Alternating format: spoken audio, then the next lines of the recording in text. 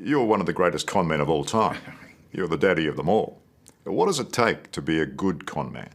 You know, I have to smile because people always say you're the greatest con man or the greatest confidence man. You know, I was a 16-year-old boy who ran away from home and ended up on the streets of New York City and said, okay, how am I going to survive now?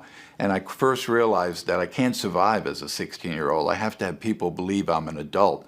So, you know, the first thing I did was alter my driver's license to make myself 10 years older. And it started out with me more as survival. How am I going to survive? So I started writing checks, and I found it very easy to go in and cash checks. $2.5 million worth of checks. $2.5 million.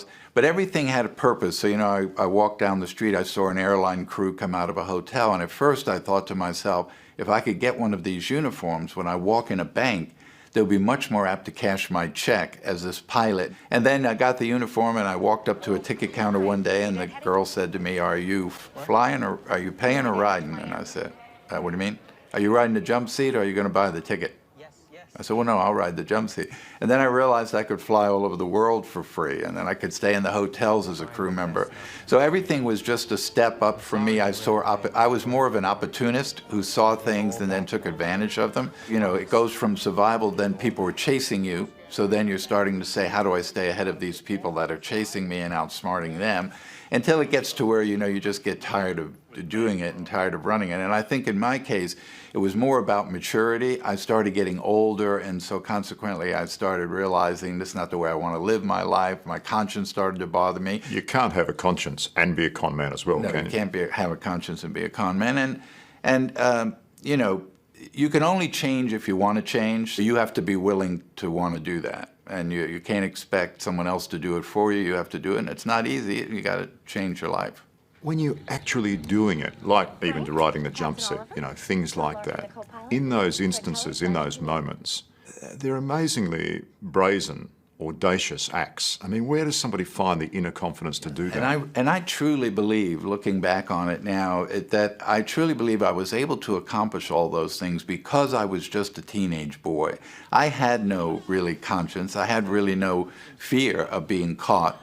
I really didn't care about consequences. I was just a kid.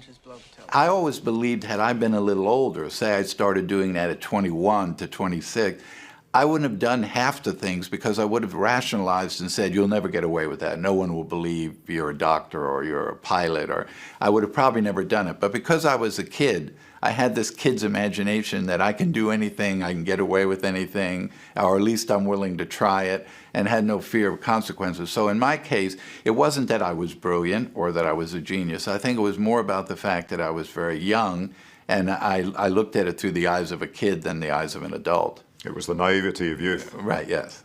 A good excuse. Yeah.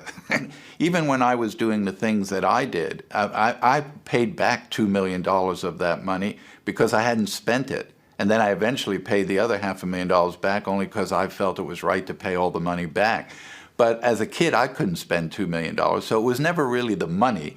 It was more of just going on the venture and doing it and seeing how much you could get away with. You know, I would just add that when I did all the things I did, one of the things that I realized very quickly later on is that all the people I met that I really never did anything to, in fact, I took them places, I spent money on them, I bought them lots of things, they were the people most upset with me because those people felt deceived.